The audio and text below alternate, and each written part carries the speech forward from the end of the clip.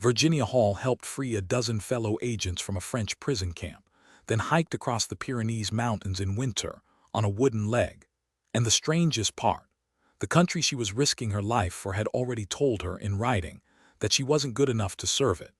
This is the story of one of the most dangerous Allied spies the Gestapo ever hunted, and almost nobody has heard her name. Virginia Hall was born in Baltimore, Maryland, in 1906, into a family with money and a daughter with bigger ambitions than the ones expected of her. From an early age, she wasn't interested in the quiet, comfortable path that a well-off upbringing might have offered. She wanted a career in the U.S. Foreign Service, a world of embassies and diplomacy that, at the time, was almost entirely closed off to women. She studied in Paris and Vienna, immersing herself in language and culture, and she learned French, German, and Italian well enough to move through European society with ease. She set her sights on becoming a diplomat, working her way toward that goal step by careful step. But in 1933, while working as a clerk at the American consulate in Turkey, everything changed in an instant. On a hunting trip, meant to be nothing more than a break from her consular duties, her shotgun slipped, discharged, and tore into her left foot. What should have been a minor accident turned catastrophic.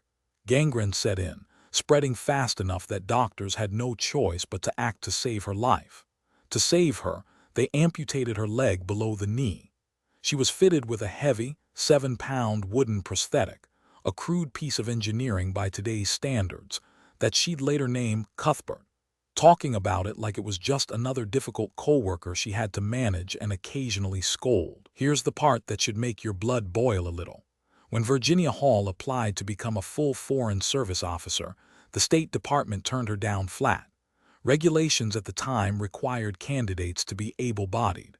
A woman who spoke several languages, who had already spent years working competently inside U.S. diplomatic posts abroad, was told, essentially, that an artificial leg made her unfit for the career she wanted. It's the kind of bureaucratic verdict that ends most careers and most people's belief in themselves. She never stopped trying to get in that door. Rejection didn't make her quit. She kept pushing at the same closed system, hoping persistence might eventually work where policy wouldn't bend. But when the world went to war, she found a different door entirely, one that didn't care about paperwork nearly as much as it cared about results. When Nazi Germany invaded Poland in 1939, Hall was living in Paris, far from the country that had rejected her but still tied to it by loyalty. She joined the French ambulance service, driving wounded soldiers away from the fighting, as France collapsed under the German advance in 1940, grim, exhausting work that put her within reach of the front lines of a rapidly disintegrating war. When France fell, she eventually made her way to Britain, arriving with her experience, her languages, and her resolve. And that's where her life took the turn nobody, including her, could have predicted. In 1941, she was recruited by Britain's Special Operations Executive, the secret organization Winston Churchill tasked with sabotage and resistance work behind enemy lines, an organization built for people who could operate in the shadows and improvise under pressure. He'd famously ordered them to set Europe ablaze, and that mandate shaped everything the organization did.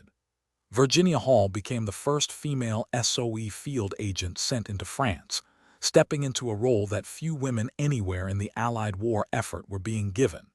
She posed as a journalist for the New York Post, a cover identity that gave her a plausible, low-suspicion reason to travel around, ask pointed questions, and talk to strangers, while secretly building and coordinating resistance networks across Vichy, France, based out of the city of Lyon. And she was extraordinary at it. She helped downed Allied men who had bailed out over enemy territory and had nowhere safe to turn, get out of the country before they could be captured and interrogated. She organized safe houses where agents and fugitives could disappear for a while, coordinated supply drops of weapons and equipment falling from the night sky, and passed vital intelligence back to London through channels she built and protected herself. In July of 1942, she helped orchestrate one of her boldest operations yet, the escape of 12 agents from Mozac prison, where the Vichy French government was holding them under guard. A woman with one leg, operating almost entirely on nerve, charm, and precision, was running circles around some of the most feared security forces in occupied Europe. It didn't take long for the Nazis to notice her, and once they didn't let it go. Klaus Barbie, the Gestapo officer history remembers as the Butcher of Lyon for the sheer brutality of his methods, arrived in Lyon as the Germans extended their occupation across France. Hall was already a major target. A name and a description passed urgently through German security channels.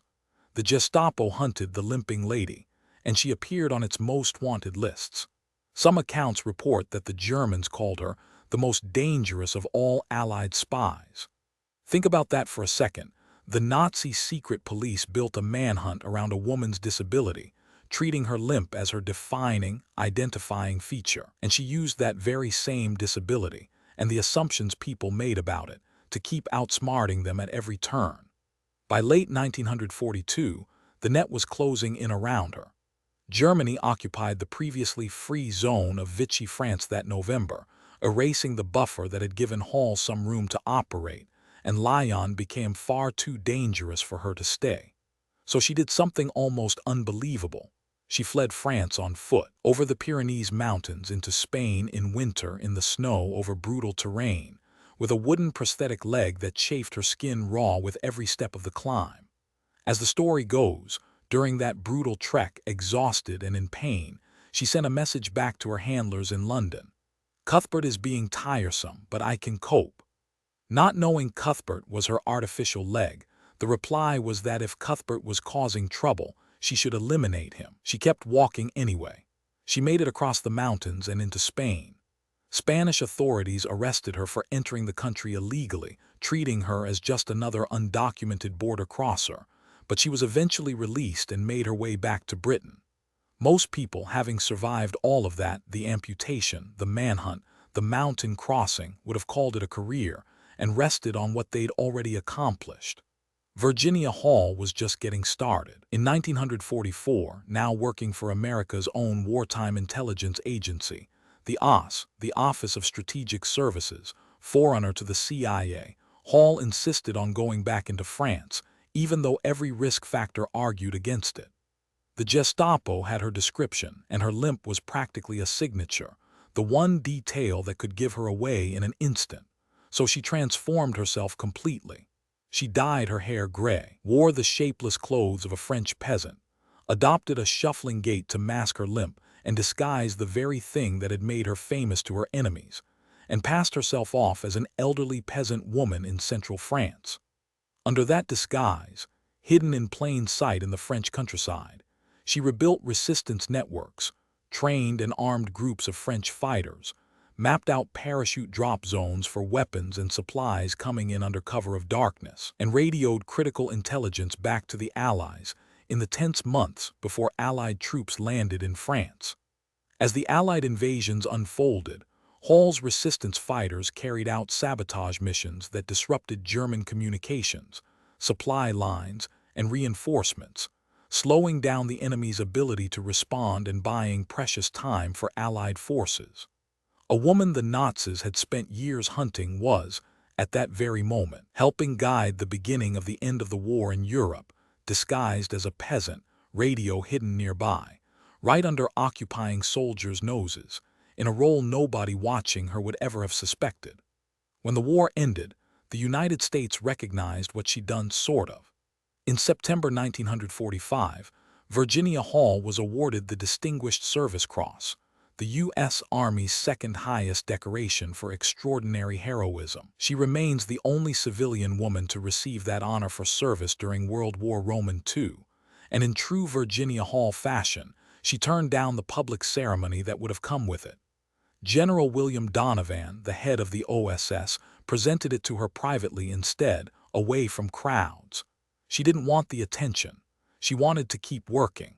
And she did, quietly, for the rest of her career. After serving with the Central Intelligence Group and other organizations, Hall officially joined the CIA in 1951, becoming its first female paramilitary officer, and carrying her wartime expertise into the early years of America's peacetime intelligence service.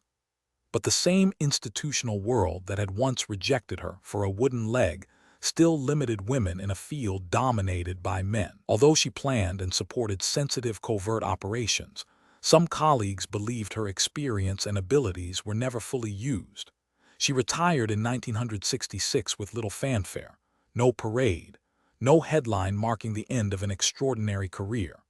The woman the Gestapo had hunted as one of its most dangerous enemies spent her final working years largely unrecognized by the public.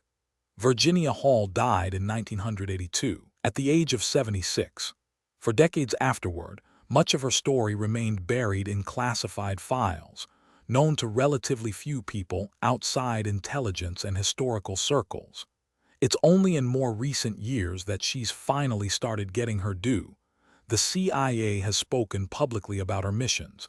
Historians have pieced together her file, and her life has been the subject of books and documentaries that are finally giving her the spotlight she spent her whole career actively avoiding. Here's what gets me about Virginia Hall's story. This is a woman who was told by her own country that she wasn't fit to serve, and she responded not with bitterness, but by becoming one of the most effective secret agents of the entire Second World War. Rejected at the front door, she went and helped change the course of history through the back one. No parade, no headlines, just results. If you love uncovering the hidden stories behind America's history, the ones that never made it into your textbooks, hit subscribe, because there are a lot more where this came from. And let me know in the comments, who's another overlooked American hero you think deserves the spotlight? I read everyone.